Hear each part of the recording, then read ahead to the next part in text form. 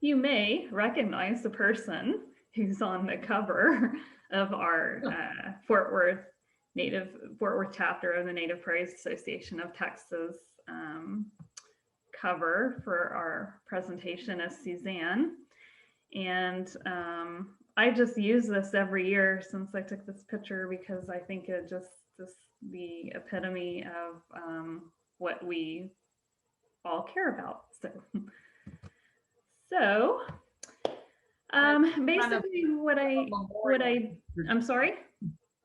Kind of a memorial picture too, because that prairie's not there anymore. Yeah, that's true. Quite sad. But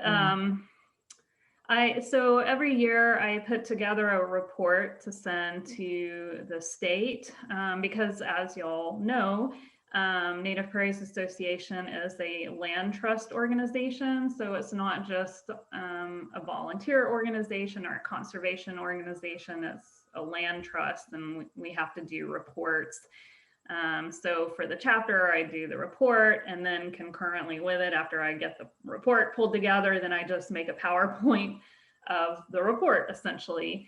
So in January, this is before COVID hit, we had a year in review, and we did that in person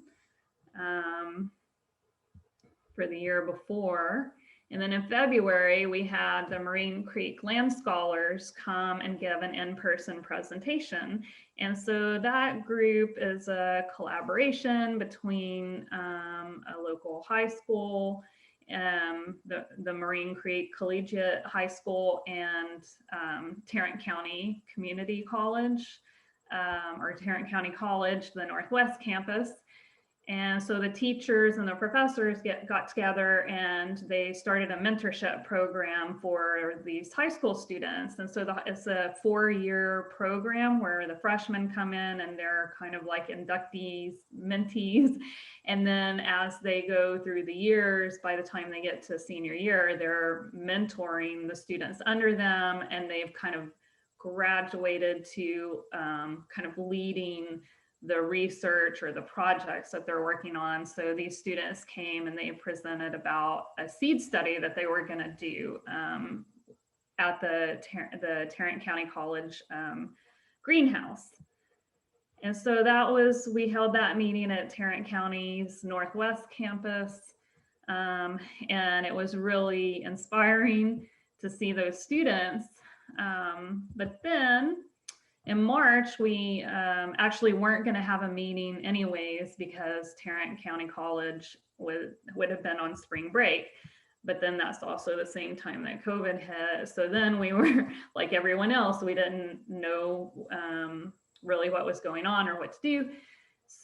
We had in February, before the Marine Creek Land Scholars gave their presentation, our chapter board members, that's Kate and Suzanne and Lorraine and Laura and Joanne and Lisa, we all met beforehand, and we came up with a whole year's worth of programming, from the in-person presentations to a bus tour to field trips to prairie seekers training. We had all this stuff lined out for the year, and we were like congratulating ourselves, like, we got a whole year of programming lined out, first time ever, right? And then of course, COVID hit. So we had Bruce Benz was scheduled to present in person in April. So that got canceled, unfortunately. We have rescheduled him for 2021, so stay tuned. And he was going to talk about the silkworm population at Tandy Hills. In May, we had another presentation lined up with Ricky Lennox, who now has since retired, and he was going to talk to us about riparian management and why creeks behave the way they do. And Laura Penn was lined that out, and she was really the connection, other than we do have riparian areas and prairies, is that at Stella Rowan Prairie, at Tarrant County Resource Connection, there's a creek that runs through there, and there are some restoration issues with that creek. So by June, we figured out how to use Zoom. I had not used Zoom before until the pandemic, and I was actually averse to using it because I was like, I don't want to be on video. I don't, whatever. I was like old school in person. So I put together a presentation for the pollinators of North Central Texas, and that was our first Zoom meeting, Zoom presentation in 2020. Well, in July, we were supposed to have a viewing of America's Landscape, Her Lost Landscape, a really good documentary about the tall grass prairie. And we were going to do that in person and have a potluck and all of that. Maybe 2021 or 2022, we'll reschedule that. And then in August, Suzanne, she had been posting when she would go out on hikes, she would post things on our Facebook page about what was blooming on the Fort Worth Prairie. And so she took those posts and the plants that she saw and put it into a presentation, and she gave that over Zoom. And then by September, we were all, had seen what's been going on, understood that we could hold an in-person training outdoors with masks and social distancing. And so we went ahead and scheduled the Prairie Seekers training.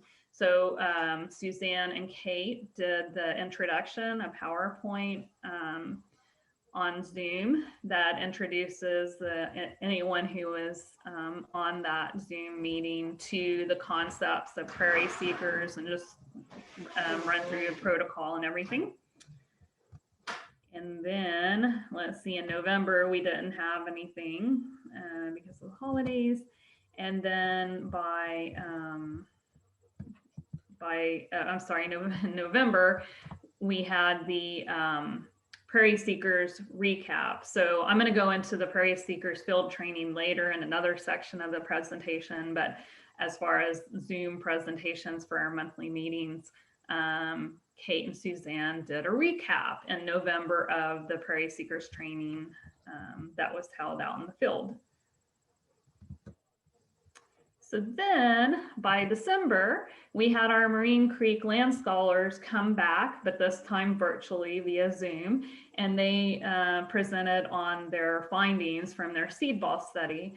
They had a lot of challenges in that study because of the pandemic and because they were not able to meet in person. So they had to kind of think on the spot and come up with ways that they could still implement their experiment using the help of their professors and teachers. So let's see. Then, oops, go backwards one. What happened to my presentation? I think this is, I can't see what my title says, but we were doing field trips. So we had planned all these field trips, either had them planned or we had some ideas for some other field trips that all kind of fell through. So then Suzanne went to Benbrook Lake and did a virtual field trip at the Fort Worth Prairie. So that was on Facebook Live, and that was part of her What's Blooming on the Fort Worth Prairie. And then after a while, the Fort Worth Prairie went kind of dormant because it got hot, but there were still things blooming on the cross timber savanna. And so I did a couple of posts on that and did like a teeny tiny Facebook Live on that. As far as volunteer projects, we started out, like I said, January, hit the ground running. Laura organized a Stella Rowan litter pickup, and she has adopted and advocated for the Stella Rowan Prairie in South Fort Worth for several years, and she's worked really closely with Jamie, who's the manager of that land and of the Tarrant County Resource Connection, and there just a lot of good things have happened at that prairie. And so Laura had a litter pickup, and then her and Barbara Fleischman, who has since moved to, I forget which state, but a prairie state, did a privet brush bash at Stella Rowan. And this is a view from Stella Rowan of downtown Fort Worth, somewhat similar to what you would get at Tandy Hills. And then Joanne Collins and Evelyn had scheduled a Savage Cabbage Bash with Tarrant Regional Water District, but that got canceled. It's kind of the story of 2020 is cancel, cancel, cancel, figure out new ways to do things.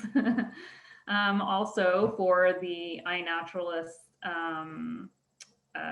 City Nature Challenge weekend, Laura had this whole thing scheduled out, just like at other parks, I think Tandy Hills and some other places all across the DFW Metroplex. People had coordinated these City Nature Challenge events to ID flora and fauna, but this one had to be canceled because it was in April, and it was just not safe to try to do that at that time. And then for Prairie Seekers, we had planned to have a Prairie Seekers training at Stella Rowan Prairie. It was all lined out. We had the facility, signed the agreements, had the plan ready to go for May, and then we had to cancel that. But luckily, Suzanne and Kate coordinated with Mary Curry and Jean Erickson, and I think a couple other people. I know Alan Less was there. Yeah, Donna and Chris were there. I'm sorry? Donna and Chris Honkamp were there. Yes. I'm sorry that I didn't get your names on there for helping to coordinate this. The Prairie Seekers field training, and that was at LBJ National Grasslands. And so we all wore masks, we divided into teams, and we spread out across this beautiful Fort Worth Prairie mesa at the grasslands, and went over the protocols and the data sheet and did plant ID. So we trained up, I forget how many people, probably like 20, was it 20 or 18 or so people were at this event.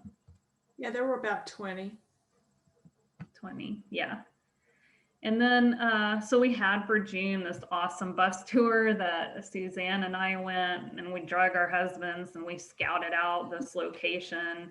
And we had the bus ready to go and everything. Bam, no, forget it. So we've rescheduled it for June of 2021. But we're really going to have to see how the year goes. My guess is that will be too soon for people to get on a bus. It's probably not possible, but maybe we push it to 2022.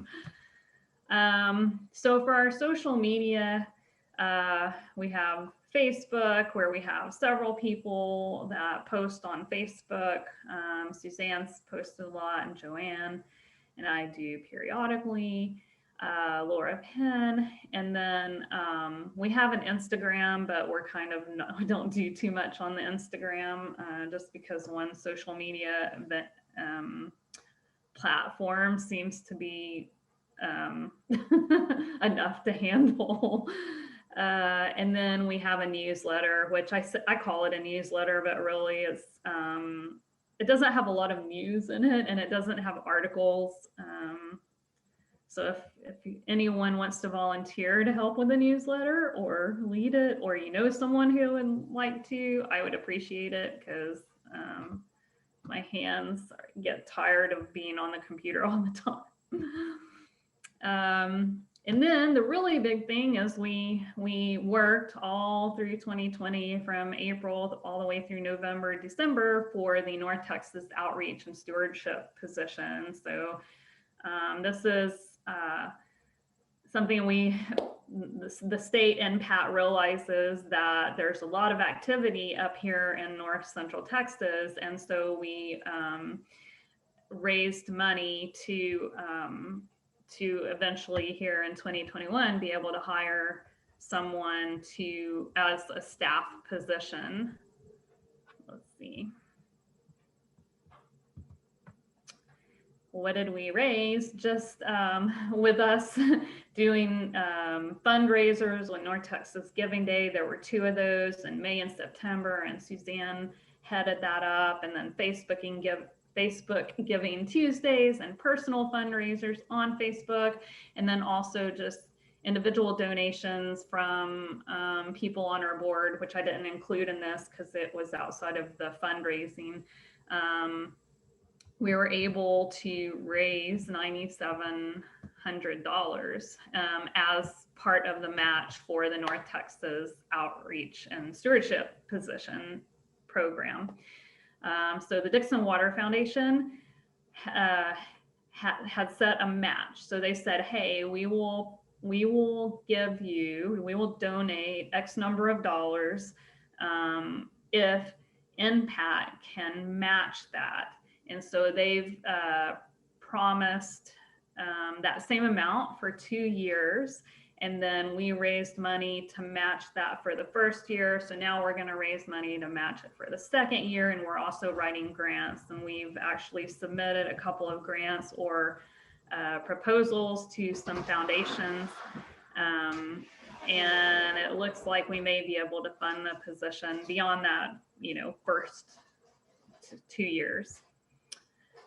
We also have Amazon Smile. So if anyone purchases anything from Amazon, you can actually go to smile.amazon.com and put in the Fort Worth chapter of Native Prairies Association. And basically any money that comes to our chapter, we don't really keep a whole lot of it. We actually have decided as a board, at least for this past fiscal year, that we would take what money we do generate and leave a little bit in the account, but then donate that towards the stewardship position. And this was actually a year that we didn't have as many volunteer hours due to everything that's been going on. But we had, I calculated up like everyone's hours that I know volunteered, and they told me, and I came up with 495 hours. And I think that's an underestimate of the hours of volunteer time. And if you do that at the national rate of $25.43, if my math is correct, it's like $12,500 that we've just contributed from our chapter of us volunteering. And so here are some of the people, and I just realized that I'm missing some people's pictures.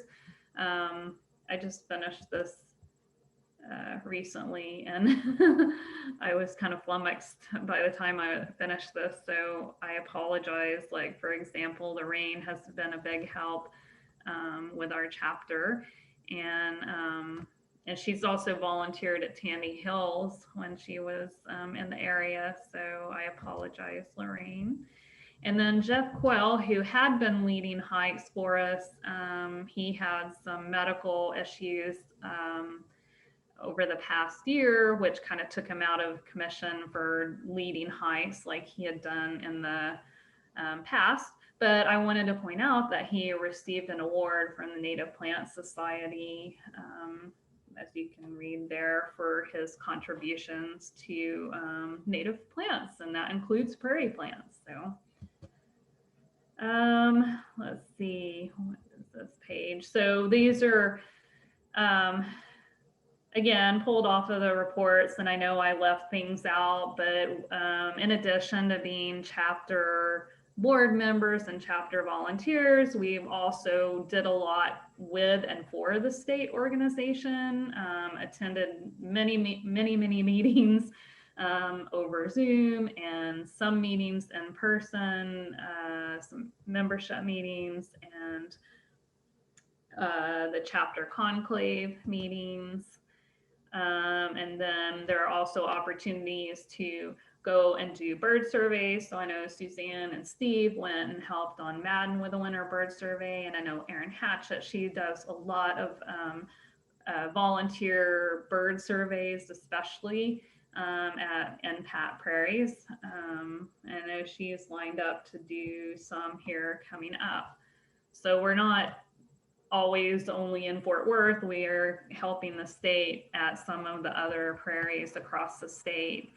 And then we didn't make this happen, but we were a partner in helping to get the word out for Friends of Tandy Hills Natural Area so that they could raise money. And they raised quite a lot of money to go towards the purchase of Broadcast Hill, which is the first purchase from the city of Fort Worth in the city's open space conservation program. So that is like huge. That's like a really big deal.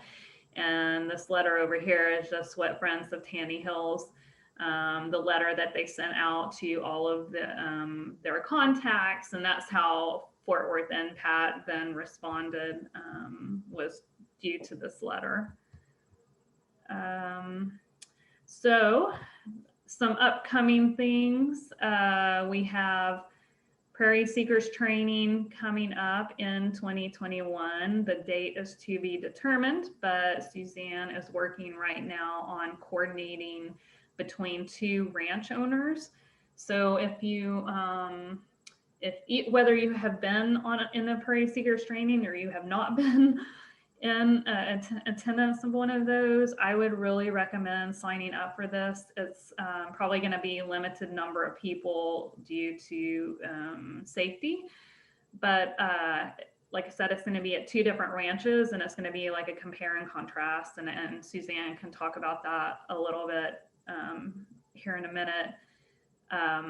Or Suzanne, do you want to fill us in on that now? Yeah, sure. This is actually two landowners in the Eastern Cross Timbers. So we've never done a Prairie Seekers that I can recall in the Eastern Cross Timbers ecoregion. And they're both properties that are in the process of being restored from either agricultural effects or, since they're cross timbers, they had post oaks, they probably were cleared. Maybe they are second growth. So a lot of y'all probably know one of the landowners is Carol Clark, and I know a lot of y'all know her. And the other landowner is a man named David Stelter, who I believe is more involved with the Blackland Prairie chapter of NPAT in Dallas. But the plan is to make, it's going to be an all day, and we haven't decided. It's probably going to be in May, almost certainly going to be in May actually. And we'll go to one person's place and do a Prairie Seekers analysis, and then the other person's place is only like 4 miles away, and we'll look at that place and just compare the two, what stage they are in restoration, and see what differences and similarities there are between the two properties on the same type of property, of land. So anyway, Diane's saying, isn't Carol's farm in Blackland Prairie? I actually have not been to Carol's yet. I thought she was in Eastern Cross Timbers, but because she is east, she's east of, she's west of David Stelter. She's closer to Gainesville, and David is right north of Whitesboro. So, but he's definitely in Eastern Cross Timbers. So that's why I just kind of assumed Carol was in Cross Timbers also, but we'll see. We're going to do a reconnaissance visit out there, and so I'll get a better picture. Yeah, and I think I was thinking about this the other day, that like Blackland and Fort Worth Prairie, maybe they kind of merge a little bit up there. Yeah, they might. It's a very interesting, because of all that Red River, there's all that Red River Highlands type topography. It's just a very heterogeneous set of different ecoregions kind of coming together. So it's a really interesting part of the state. yeah, I'm super excited about it. So, okay, so let me find my little arrow. I can't see. Where did it go? Oh, there. And so this is the bus tour that I was talking about. We scheduled it for June 19th, 2021, and that is the this picture is taken on the route to for our winery in Montague County, and those are willow leaf sunflowers, which I had never seen before until I was driving up around in Montague, Cook, Clay County area. And I would encourage anyone to make a drive up there and look at some of those. It's Fort Worth Prairie up there, and it is amazing. That's what it's just wide open prairie up there, although it's starting to get a lot of wind turbines. But it's still a really beautiful prairie with high quality relic, I think mostly unplowed areas. So that bus tour, we're probably going to have to reschedule it, but if we are able to go ahead with it, then we would advertise that but I'm skeptical that we'll be able to. Yeah. And then so I believe Suzanne's also working on a tour of the Barnett Ranch, which again is in Fort Worth Prairie habitat in between Denton and Decatur. And it's a 1,200 acre ranch. It has part of the Chisholm Trail running through it. And it's going to be kind of like the last holdout of development in that area, because Denton and Fort Worth are kind of merging and expanding westward. So Denton especially is pushing out in this area. And I put this on here because it was something that we talked about in 2019 that we were thinking of doing in 2020. So I just kind of threw it on for maybe 2021, is to tour a really beautiful ranch called Sunrise Ridge Ranch that's also Fort Worth Prairie, and it's a working cattle ranch. So, and that's west of Fort Worth. And so, other than that, this is my ending slide. You can bet that if 2020 had not have been so crazy, that this presentation would last twice as long because there would be a lot more to say. But I think that's quite a lot given the circumstances of the year.